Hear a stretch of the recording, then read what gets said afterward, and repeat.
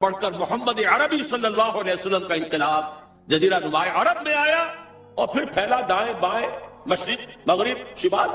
منطقی طور پر بھی یہی ممکن ہے، اور اس کو اگر کانورس لے لیجئے، اس کا ضد لے لیجئے، اگر پوری دنیا میں بیک وقت اس کا قیام ممکن ہوتا تو حضور کے ہاتھ ہو جاتا۔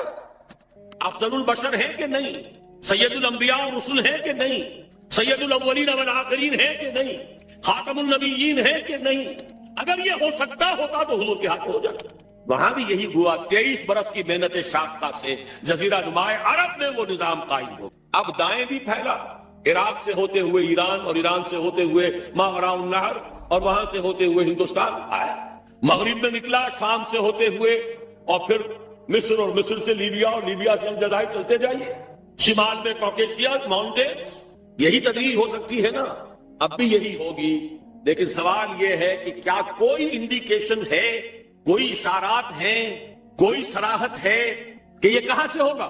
مسلمانوں کا ذہن تو فوراً جائے گا کہ مکہ مکرمہ ہی سے ہونا چاہیے، مدینہ منورہ سے ہونا چاہیے، جزیرہ نما عرب سے ہونا چاہیے۔ لیکن دو اعتبارات سے بات بالکل مختلف ہے، بلکہ میں تو شاید آج تیسری بات کا اضافہ کر کے بتاؤں، 3 اعتبارات سے بالکل مختلف ہے۔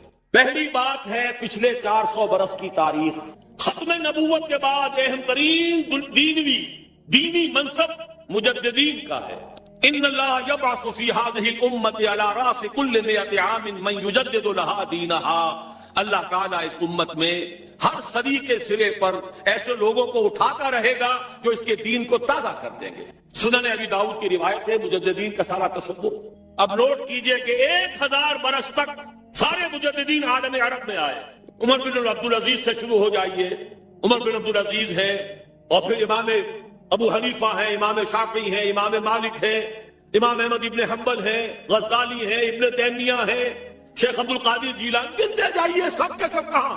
اور جیسے ہی 1000 برس ختم ہوئے، الف ثانی شروع ہوا، دوسرا 1000 سال امت کی تاریخ کا۔ مرکز ثقل جو ہے اس امت کا، ہندوستان کو منتقل کر دیا گیا۔ اسپرچول سینٹر آف گریویٹی، روحانی اور علمی مرکز ثقل ہندوستان میں منتقل۔ 11ویں صدی کے مجدد اعظم شیخ احمد سرہندی رحمۃ اللہ علیہ، پوری دنیا میں ان کے سطح کا کوئی انسان آپ کو 11ویں صدی میں نظر نہیں آئے گا، اور ان کا سلسلہ مجددیہ نقشبندیہ پورے ٹرکش بیلٹ کے اندر پھیلا ہوا۔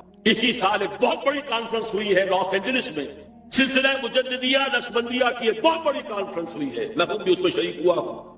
اگرچہ وہاں بہت سی غلط چیزیں بھی شامل ہیں، لیکن اندازہ کیجئے یہ سلسلہ پورے ٹرکش بیلٹ میں، امام شامل تھے تو انہی میں سے تھے، یہ پوری ٹرکش بیلٹ۔ افغانستان سے شروع ہو جائیے، صفوت اللہ مجددی، یہ کون سے کس کے نام سے ہے؟ یہ 12ویں صدی ہجری کے مجدد اعظم شاہ ولی اللہ دہلوی رحمۃ اللہ علیہ۔ اس دور میں صرف ایک شخص اور نظر آتا ہے دنیا میں ان کا ہم عاصر، اور وہ شیخ محمد ابن عبد الوہاب ہیں۔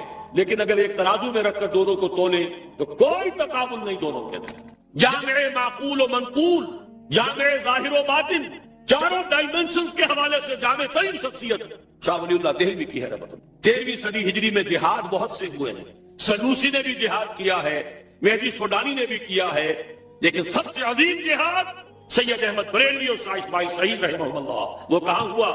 ہندوستان۔ 14ویں صدی میں یوں تو ہمارے ہاں بہت سے لوگوں نے اپنے اپنے مجدد جو ہے منتخب کر لیے ہیں۔ تھانوی حضرات کے نزدیک مولانا اشرف علی تھانوی رحمۃ اللہ علیہ نصر مجدد جامع المجددین ہے۔ بریلوی حضرات کے نزدیک شاہ احمد رضا خان بریلوی، وہ بہت بڑے مجدد ہیں، وغیرہ وغیرہ۔ لیکن میرا اپنا تجزیہ ہے، میں اپنی پوری کتاب میں بھی واضح کر چکا ہوں، علماء کے طبقے کی عظیم ترین شخصیت مجدد اعظم 14ویں صدی کے شیخ الہند مولانا محمود حسن اسیر مالٹا، جس کو انگریز نے گرفتار کر کے ہندوستان میں نہیں رکھا، مالٹا میں رکھا ہے۔ اقبال کے نفس سے ہے لالے کی آگ تیز، ایسے غزل سرا کو چمن سے نکال دو۔ اس کے علاوہ جو عظیم شخصیتیں ہندوستان نے پیدا کی ہیں، ان کے پاسن کے برابر بھی کوئی شخصیت عالم عرب میں نہیں۔ اقبال جیسا مفکر کہیں ہے، مولانا مودودی جیسا مصنف کہیں ہے، مولانا الیاس جیسا مبلغ کہیں ہے۔ عالمی سطح پر عالم عرب ہو یا عالم عجم ہو، اگر کوئی ڈنکا بول رہا ہے تو مولانا مودودی کی کتابوں کا ہے، مولانا الیاس کی تبلیغی جماعت کا ہے، اور دنیا کے کسی ملک سے اٹھنے والی کسی جماعت کا عالمی سطح پر کوئی اثر نہیں۔ سب اپنے اپنے علاقے کے ہیں، سب اپنے اپنے علاقے میں کام ہے، کوئی کسی کو جانتا بھی نہیں۔ اور فلسفیکل لیول پر، انٹلیکچوئل لیول پر علامہ اقبال واحد شخص ہے، کوئی دوسرا ہے ہی نہیں۔ تقابل تو وہاں کیا جائے جہاں کوئی دوسرا ہو، تو دوسرا ہے ہی نہیں۔ یہ کیا سب کچھ یوں ہی ہو رہا ہے، ایٹ رینڈم ہو رہا ہے، یا کوئی حکمت خداوندی ہے؟ یدبر الامر من السماء الى الارض، تدبیر خداوندی جو ہے، یدبر الامر من السماء الى الارض ثم يعرج اليه في يوم كان مقداره 1000 سنة مما تعدون۔ اللہ کی تدبیر تو ہزار برس کی ہوتی ہے، 400 برس کی تاریخ آپ کو میں نے بتا دی، دینی اعتبار سے۔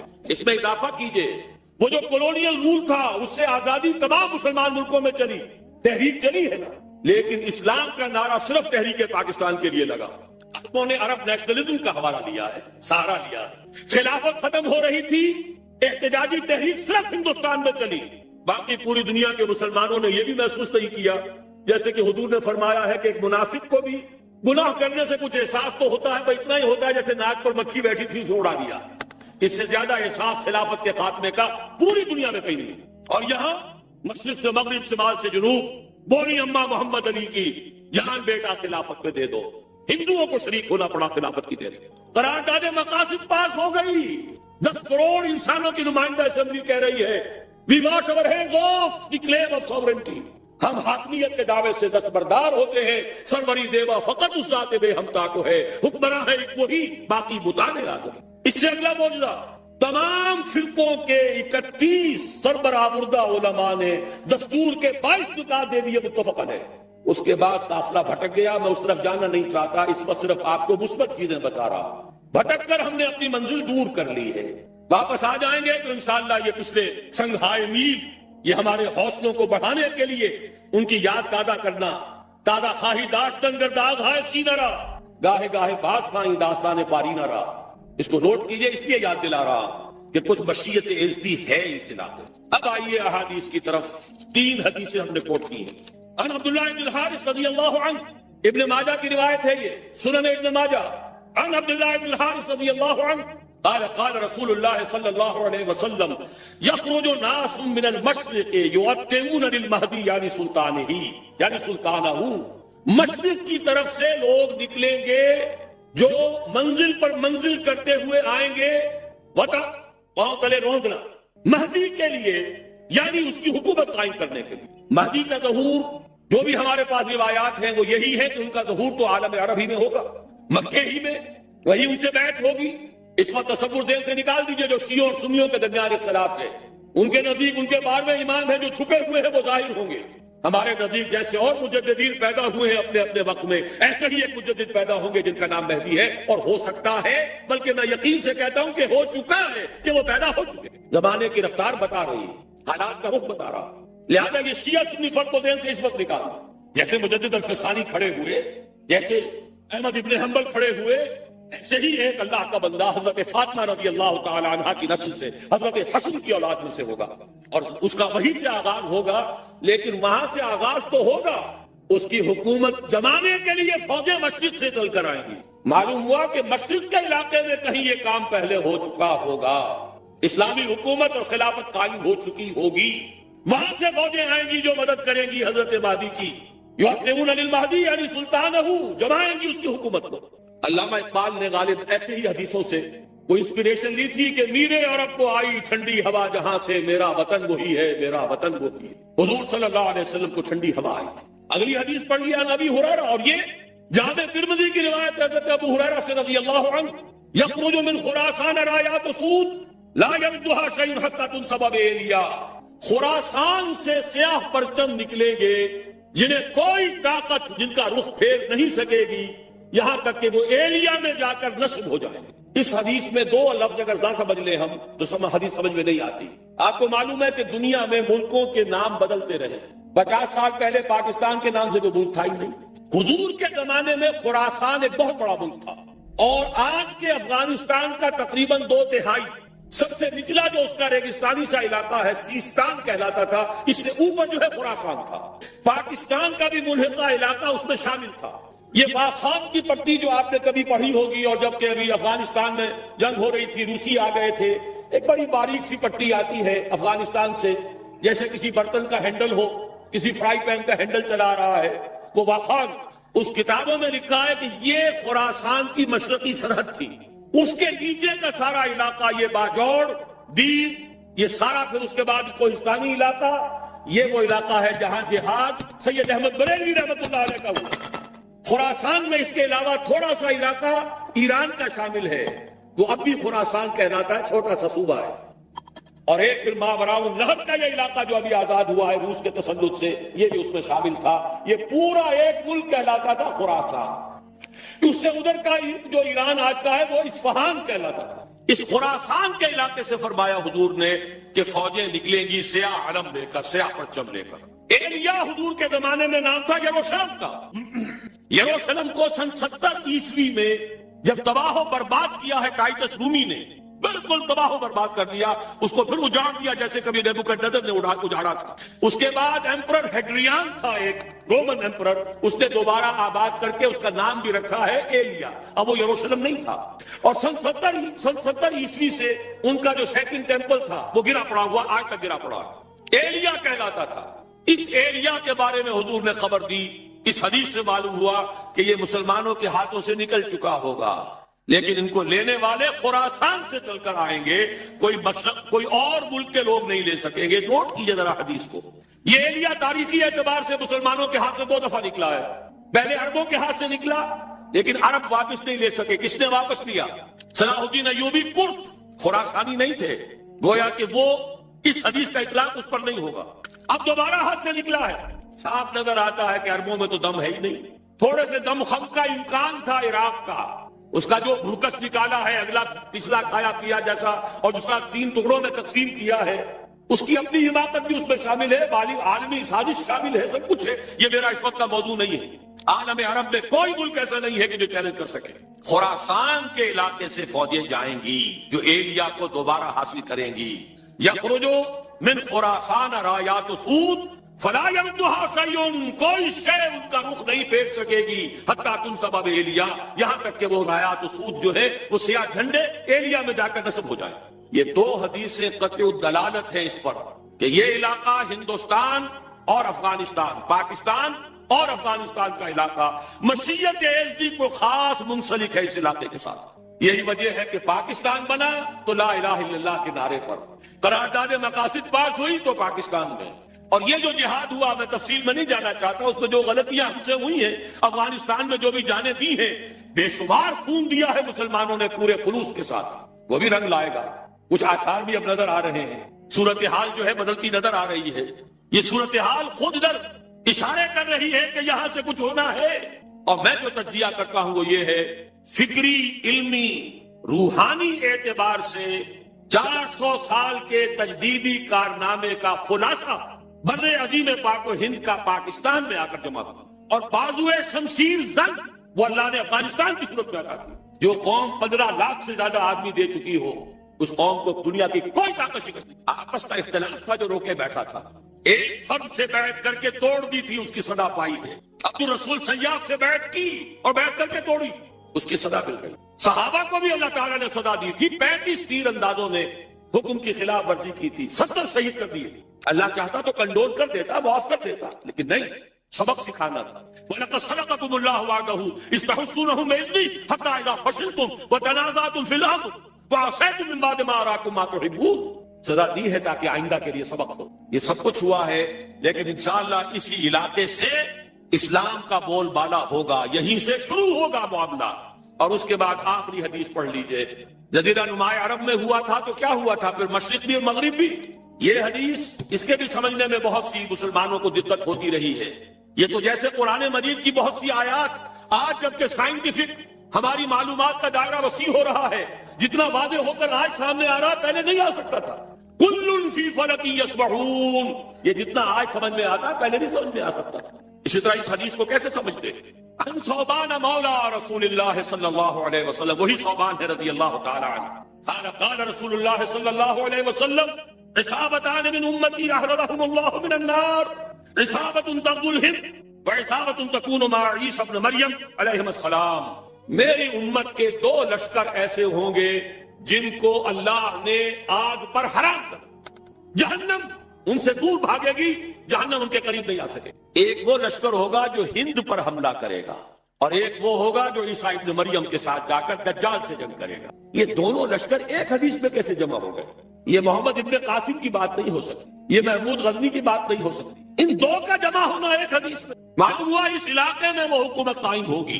پھر دائیں بائیں، پھر مشرق اور مغرب، ادھر حضرت مہدی ہوں گے، ادھر یہودیوں سے بھی جنگ ہوگی، دجال اکبر کا ظہور ہوگا، ان کے لیے بھی فوجیں ادھر سے جائیں گی. زمینی مدد آئے گی خراسان اور پاکستان کے علاقے سے، اور آسمانی مدد آئے گی عیسیٰ ابن مریم کی شکل میں رضی اللہ تعالی علیہ السلام. اور پھر ظاہر بات ہے اگر وہاں جا کر لڑیں گے تو ہند، اس کے بعد یہ پھیلے گا معاملہ، مشرق و مغرب کی طرف پھیلتا چلا جائے گا.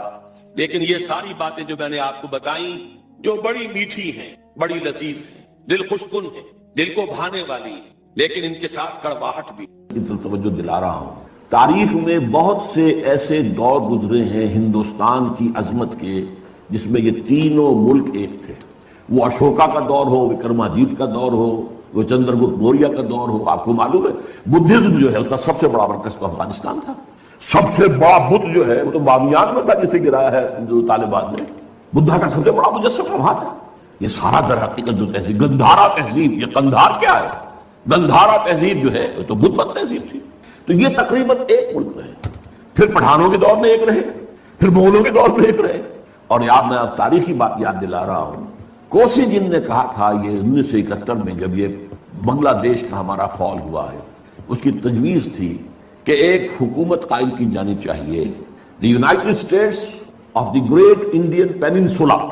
اس میں افغانستان، پاکستان، بھارت، بنگلہ دیش کو شامل کیا جائے. بہرحال یہ چیزیں میں نے، اور اب جو کچھ ہو رہا ہے ظاہر بات ہے کہ جب ہمیں دیکھ لیا کہ کمزور ہو رہے ہیں، ان کے پاؤں کو لڑکھڑا ہی رہے ہیں، یہ تو خاتمے کے قریبی ہیں، تبھی تو امید ہو رہی ہے انہیں کہ کوئی کنفیڈریشن ہو جائے. اڈوانی صاحب نے کھل کر کہا، آج سے پہلے تو کسی نے نہیں کہا تھا، ابھی ہمارے پاؤں جمے ہوئے تھے زمین میں، اب وہ لڑکھڑا رہے ہیں. بہرحال اس اعتبار سے ہم نہیں کہہ سکتے کہ یہ تینوں ملک جو ہیں ان میں سے اللہ تعالیٰ، ظاہر بات ہے کہ پہلے تو ہمیں سب سے زیادہ توقع دی پاکستان سے تھی. پاکستان اسی لیے بنایا گیا تھا، اس میں ہم فیل ہو چکے ہیں. It has to be admitted. ہم اپنا وجہ جواز کھو چکے ہیں، نظام دیت ختم ہو چکا. اب یہ ہے کہ امریکہ کی آپ جب تک اس کی اسٹریٹجی کے مطابق چلتے رہیں گے وہ آپ کو باقی رکھے گا، ورنہ یہ ہے کہ وہ ختم کر دے گا. اور اگر آپ ذرا سی بھی کوشش آپ نے کی کہ چائنا کی طرح لپکے، اور جو کنٹینمنٹ آف چائنا کا حصار امریکہ بنانا چاہ رہا ہے جس میں لیڈنگ رول اس نے دینا ہے بھارت کو، اور اس میں افغانستان بھی نتھی ہو چکا ہے. بھارت اور افغانستان کے درمیان تو تقریباً کانفیڈریشن قائم ہو چکی ہے، اور افغانستان ہمیشہ سے بھارت کا جو جھولی چک رہا ہے. یہ تو طالبان کے زمانے میں معاملہ بدلا تھا، یا یہ جو اینٹی رشین جو جہاد وہاں ہوا تھا اس میں معاملہ بدلا تھا. ورنہ آپ کے دین میں یہ ہوگا یا ہونا چاہیے کہ جب پاکستان وجود میں آیا ہے تو یونائٹڈ نیشنز کی ممبرشپ کی قرارداد جب پیش کی گئی کہ پاکستان کو بھی یونائٹڈ نیشنز کا UN کا ممبر بنا لیا جائے، تو ایک ہی ملک دنیا میں تھا جس نے مخالفت کی، اور وہ افغانستان تھا. آج اسی کی روح دوبارہ کرزئی کی شکل میں آپ کے سر پر سوار بیٹھی ہوئی. بہرحال یہ صورتحال جو ہے پاکستان کے بارے میں، اگر پاکستان نے کوشش کی تو پھر یہ کرنچ آئے گا ادھر سے بھی اور ادھر سے بھی. اور امریکہ کسی نہ کسی صورت میں ہماری ایٹمک جو ہے نیوٹرلائز کر کے صلاحیت کو کس شکل میں کرے گا یہ نہیں کہہ سکتا.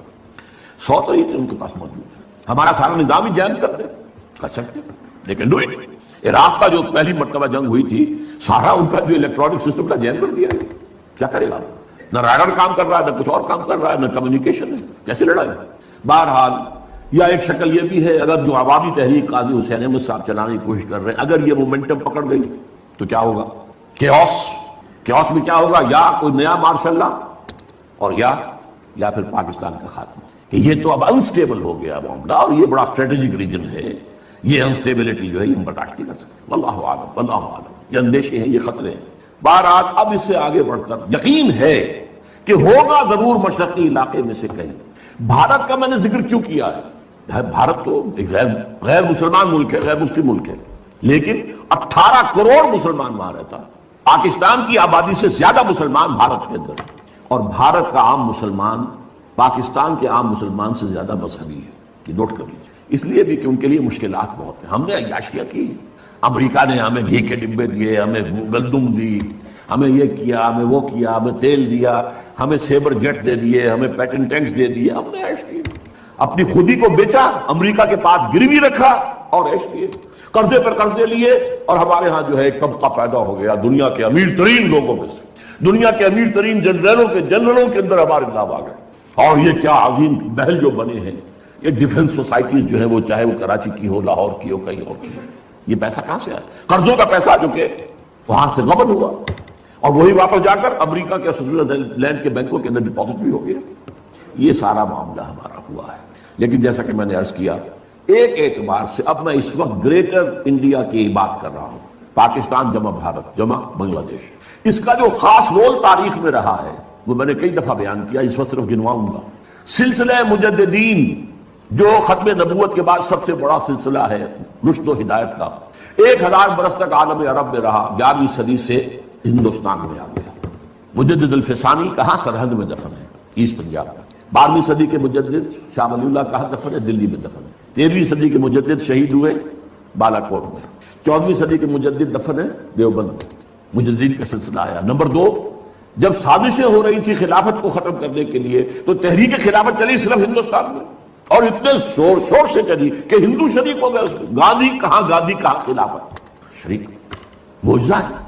پھر ہر جگہ پر مسلمانوں نے آزادی حاصل کی لوکل نیشنلزم کی بنیاد پر، عرب نیشنلزم، ملئی نیشنلزم، اور مسلمانوں نے ملک بنایا پاکستان اسلام کی بنیاد پر، مسلم نیشن ہوڈ، اسلام کے نام. پھر یہ پاکستان وجود میں آیا ہے معجزے کے طور پر. اس میں میری کتاب ہے، کاش کہ آپ لوگوں کو پڑھنے کی کوئی عادت ہو، دلچسپی ہو. استحکام پاکستان کے نام سے کتاب میں نے ثابت کیا پاکستان کا قیام معجزہ. اور سب سے بڑی بات، پاکستان لیلۃ القدر میں نازل ہوئی. اللہ تعالیٰ نے ہمیں کیا کیا چیزیں عطا کی تھیں جن میں سے ہم نے کسی کا حق ادا نہیں کیا. بہرحال بھارت کا معاملہ اب دیکھیے، اگر تو مشرق کا معاملہ لیا جائے تو پاکستان اس، لیکن یہ داخلہ دو طریقے سے ہوگا، بعز عزیز و ذل ذلیل، یا صاحب عزت کے اعزاز کے ساتھ، یا کسی مغلوب کی مغلوبیت کے ساتھ. یعنی یا تو اللہ تعالیٰ ان کا اعزاز فرمائے گا اور وہ کلمہ اسلام کے خود قائل ہو جائیں گے.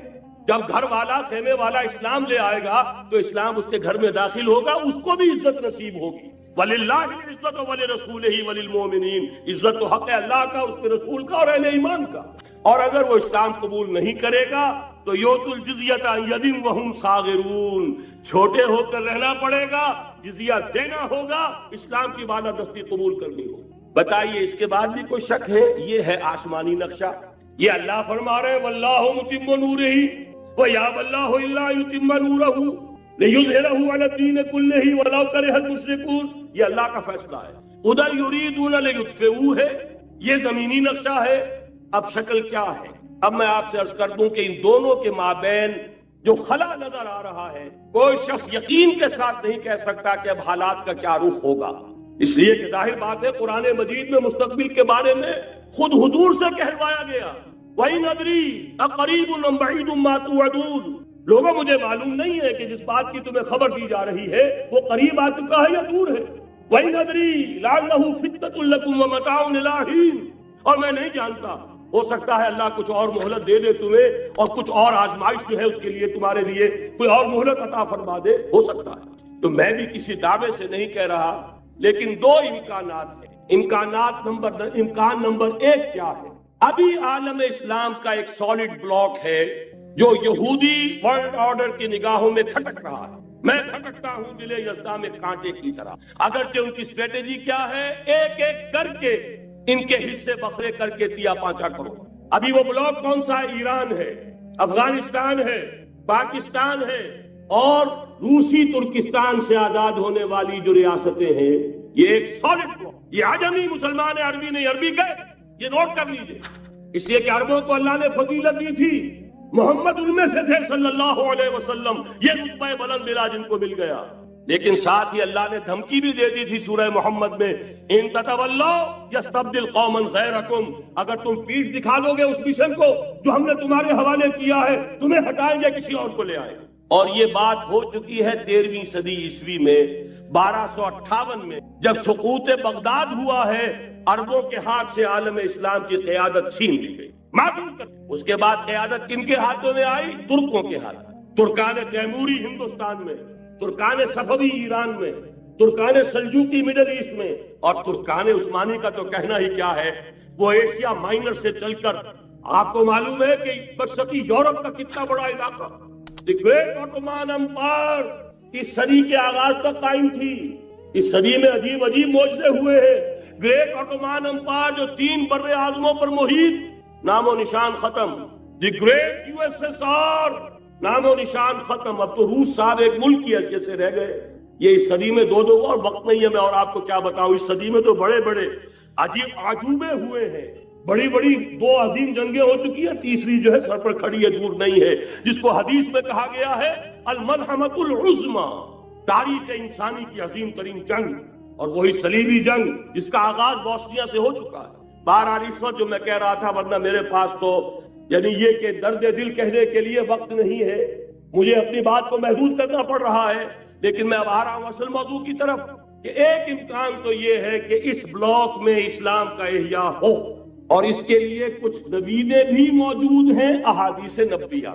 وہ تو آپ نے سنا ہوگا اقبال کا شعر، میرے عرب کو آئی ٹھنڈی ہوا جہاں سے، میرا وطن وہی ہے، میرا وطن وہی ہے۔ حدیث میں آتا ہے یخرج ناس من المشرق یؤتون للمہدی یعنی سلطان ہی، مشرق سے فوجیں نکلیں گی کہ جو کہ مہدی کی حکومت قائم کریں گے۔ یہ مہدی اہل تشیع کے مہدی اور ہیں، ہمارے مہدی اور ہیں۔ اہل تشیع کے عقیدے کے مطابق ان کے بعد میں امام جو روپوش ہو گئے تھے وہ امام مہدی ہے، وہ ظاہر ہو جائیں گے، ابھی امام غائب ہے پھر وہ ظاہر ہو جائیں گے۔ ہمارے نزدیک یہ مہدی پیدا ہوں گے یا ہو چکے ہو، اور یہ ہوں گے حضرت فاطمہ کی نسل ہی سے رضی اللہ تعالی عنہا، لیکن عالم عرب کے اندر پھر ایک طاقت بن کر ابھریں گے، باطل کی قوتوں کے خلاف جہاد کریں، لیکن ان کو مدد آئے گی دو طرف سے، ایک زمینی مدد آئے گی مشرق سے، ایک آسمانی مدد آئے گی، عیسیٰ ابن مریم کا نزول، حضرت مسیح علیہ الصلوۃ والسلام جو زندہ آسمان پر اٹھائے گئے تھے نازل ہوں گے،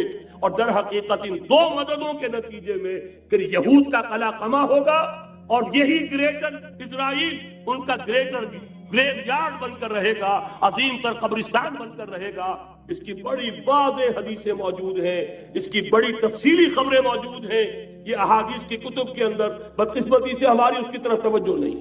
ایک تو یہ ہو سکتا ہے، اسی طریقے سے ایک اور حدیث ہے یخرج من خراسان رایات سود، اور یہ مسلم شریف کی روایت ہے، نوٹ کیجئے گا، نہیں ترمذی شریف کی روایت ہے، یخرج من خراسان رایات سود لا يردها شيء حتى تنصب بإيلیا، اور خراسان حضور کے زمانے میں آج کے افغانستان کا نام، یہ افغانستان میں جو جہاد ہوا ہے، غلطیاں ہوئی ہیں اور غلطیوں کا خمیازہ بھگت رہے ہیں، یہ تو اللہ تعالیٰ کی سنت ہے جس میں اللہ نے صحابہ کو بھی ایکدم نہیں کی، غلطی کی سزا دی ہے۔ 35 صحابہ کی غلطی غزوہ احد میں ہوئی، جہاں سے حکم تھا کہ مت ہٹنا، 50 میں سے 35 ہٹ گئے، نتیجہ کیا نکلا؟ فتح شکست میں بدل 70۔ اللہ تعالیٰ نے فرمایا وَلَقَدْ صَدَقَكُمُ اللَّهُ وَعْدَهُ إِذْ تَحُسُّونَهُم بِإِذْنِهِ حَتَّىٰ إِذَا فَشِلْتُمْ وَتَنَازَعْتُمْ فِي الْأَمْرِ وَعَصَيْتُم مِّن بَعْدِ مَا أَرَاكُم مَّا تُحِبُّونَ۔ مسلمانوں ہم سے گلہ نہیں کر سکتے، ہم نے اپنا وعدہ سچا کر دکھا دیا تھا جبکہ تم انہیں گاجر مولی کی طرح کاٹ رہے تھے، لیکن جب تم ڈھیلے پڑ گئے، تم نے ڈسپلن کو توڑا، تم نے اختلاف کیا تو سزا دیا۔ تو اگر صحابہ کرام رضوان اللہ تعالی علیہ مجمعین خیر الناس بعد الانبیاء، پوری نوع انسانی کے اندر انبیاء کے بعد بلند ترین انسان، اگر ان کی بھی غلطی کا خمیازہ جو ہے اللہ نے چکھایا، کیوں چکھایا؟ ضروری تھا، آئندہ کے لیے سبق ہو جائے۔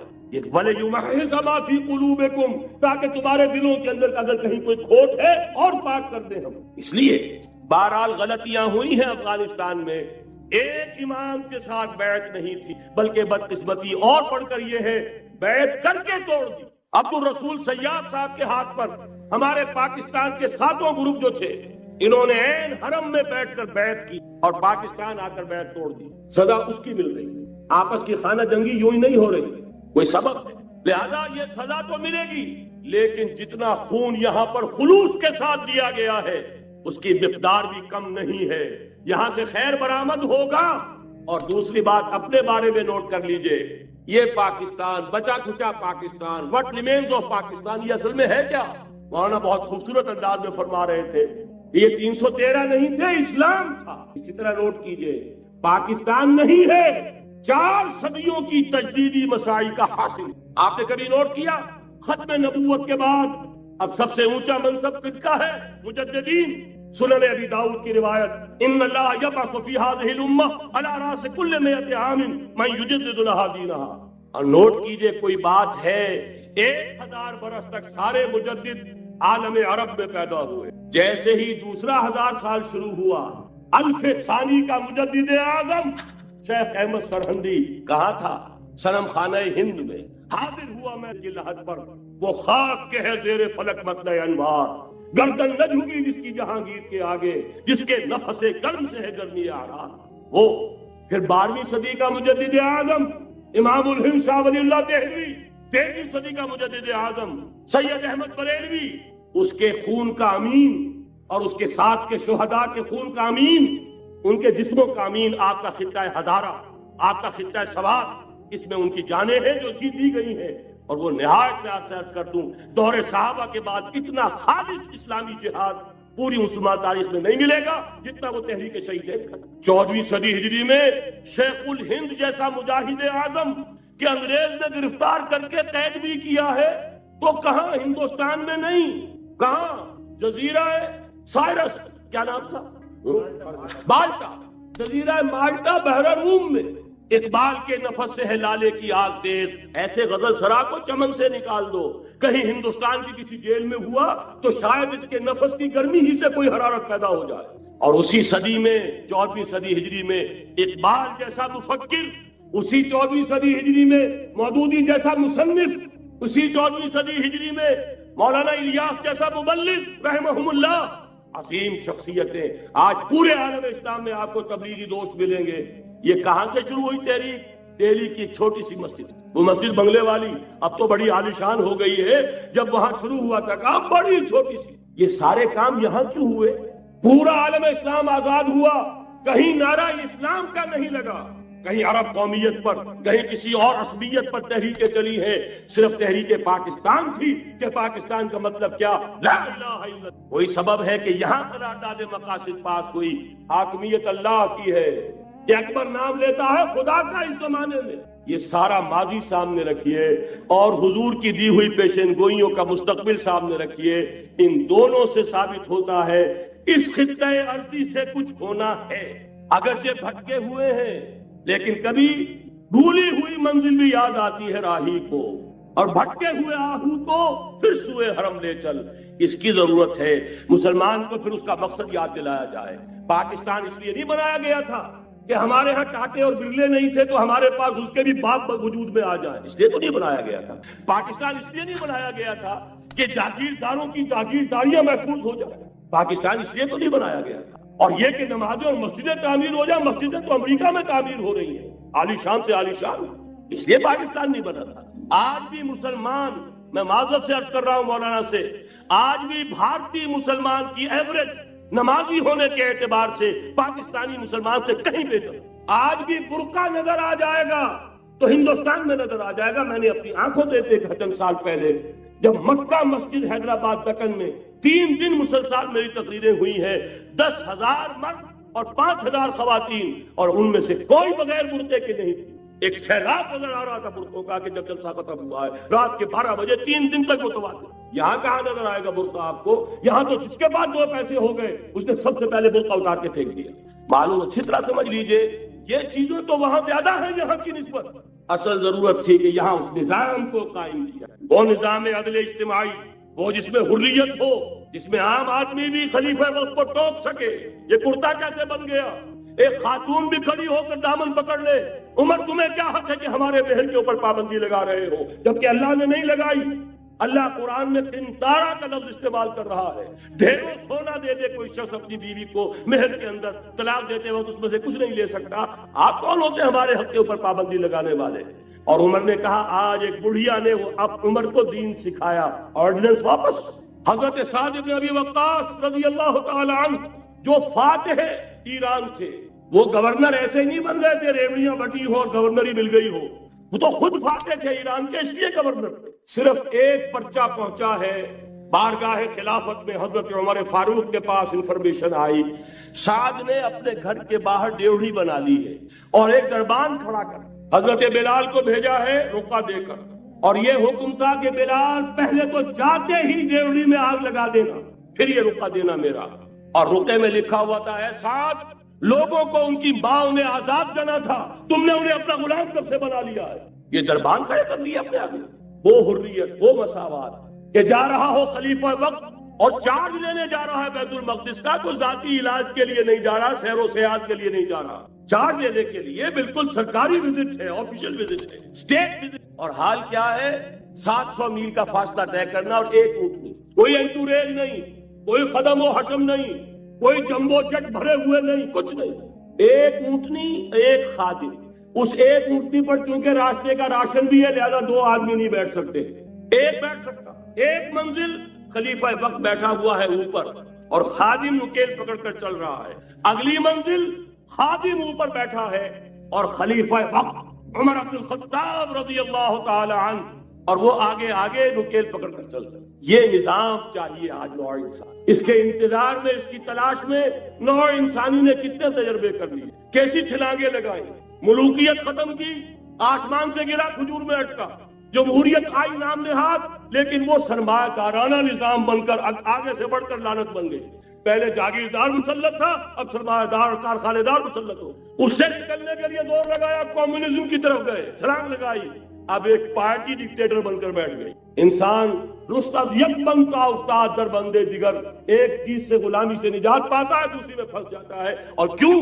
کہ وہ نظام عدل اجتماعی جو محمد عربی کو دے کر بھیجا گیا تھا، اس کے کسٹوڈین سوئے ہوئے، اس کے کسٹوڈین کو اندازہ ہی نہیں۔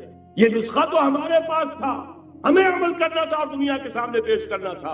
پاکستان بنایا اس لیے گیا تھا کہ ہم اس کا ایک نمونہ دنیا کے سامنے پیش کریں گے۔ قائد اعظم نے فرمایا تھا کہ ہم یہ چاہتے ہیں کہ پاکستان کی صورت میں عہد حاضر میں اسلام کے اصول حریت و اخوت و مساوات کا ایک نمونہ قائم کر کے دکھا۔ کہاں ہے وہ؟ بھٹک گئے، سو گئے۔ بہرحال اب بھی وقت ہے، جب تک سانس تب تک آس۔ میرے عزیز نے تو ڈرایا ہے اور صحیح ڈرایا ہے۔ اللہ تعالیٰ نے 25 برس انتظار کیا تھا، پہلے عذاب کا کوڑا پھر مارا ہماری پیٹھ۔ وَلَنُذِيقَنَّهُم مِّنَ الْعَذَابِ الْأَدْنَىٰ دُونَ الْعَذَابِ الْأَكْبَرِ، بڑے عذاب سے پہلے چھوٹا عذاب کا مزہ چکھائیں گے۔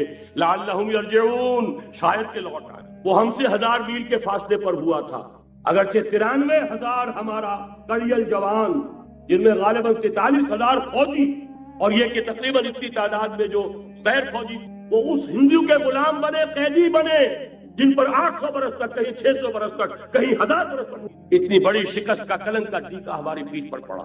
پہلے عذاب کا کوڑا آ گیا تھا، 25 برس ہو گئے تھے، قمری حساب سے نوٹ کر لیجیے، یہ نہ سمجھیے 24.25 برس ہوئے تھے، 24.25 برس قمری حساب سے 25 برس تھے۔ اور اب نوٹ کر لیجئے اگلے 25 برس کے پورے ہونے میں اگلے رمضان کی 27 تاریخ تک صرف مہلت، نصف صدی پوری ہوا چاہتی۔ کوئی عجب نہیں اس عذاب الادنا سے بعد ہم جاگے نہیں، ہوش میں نہیں آئے، کوئی عجب نہیں کہ بڑے عذاب کا کوڑا ہماری پیٹھوں کو پر۔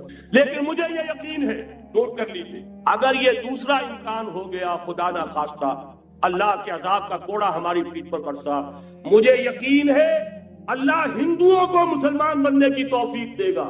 لیکن اسلام کا بول بالا اسی خطے سے تاریخ میں یہ ہو چکا ہے آیا فتنہ تاتار کے افسانے سے، پاسباں مل گئے کعبے کو صنم خانے سے۔ تاتاریوں کے ہاتھوں کروڑوں مسلمان قتل ہوئے، لیکن اسلام نے تاتاریوں کو فتح کر لیا، اور پھر اسلام کا مسلمانوں کا دوسرا دور عروج انہی تاتاریوں کی مختلف شاخوں کے تحت ہوا۔ وہ تاتاری ہی تو تھے، وہ سارے ہورس، ٹرکش ہورس، ترکان تیموری، ترکان سبوی، ترکان سلجوقی، ترکان عثمانی، وہی تو سٹاک تو وہی ہے آیا فتنہ تاتار کے افسانے سے، پاسباں مل گئے کعبے کو صنم خانے سے، اس لیے کہ حضور نے فرمایا مشرق سے ہوگا، جہاں سے فوجی چلیں گی، تو کوئی عجب نہیں۔ بہرحال یہ 2 امکانات ہیں، لیکن اس کا فیصلہ تیرے ہاتھوں میں ہے، دل یا بدن، سیدھی بات۔ اگر تو اب بھی ہم ٹھیک ہو جائے، جاگ جائے، ہوش میں آ جائے، قوم یونس کی طرح توبہ کر لے، تو بغیر عذاب کے کوڑے کے رحمت خداوندی ہم پر سایہ کرے گی۔ اگر ہم نہ جاگے تو وہ عذاب کا کوڑا آئے گا۔ یہ نہیں میں کہہ سکتا ان ادری قریب بعید ما توعدون، یہ میں نہیں کہہ سکتا، یقین کے ساتھ جانتا ہوں کہ آئے گا، لیکن یہ کہ اس کے بعد بھی یہی سے بول بالا ہوگا۔ اگر ہمارے ذریعے نہیں تو ان کے ذریعے سے جو ہمیں شکست دے کر پھر اسلام قبول کرنا، لیکن کیوں نہ پہلے ہی راستے مرشد دے عشق تصور وچ ایک ہور نظارہ ویکھ لیا۔ شعر مجھے بے دل کا یاد آ گیا، ستمت در ہوست کشد کے بسیر سر و سمندرا، تجھے غنچہ کم نہ رہی در دل کشا چمن. یہ مولانا منتخب الحق صاحب قادری نے ایک کلاس میں پڑھا تھا، میں نے اس سے پہلے کبھی نہیں سنا تھا، لیکن یہ ان کے پڑھنے کے انداز کا اعجاز تھا اور میرے ذہن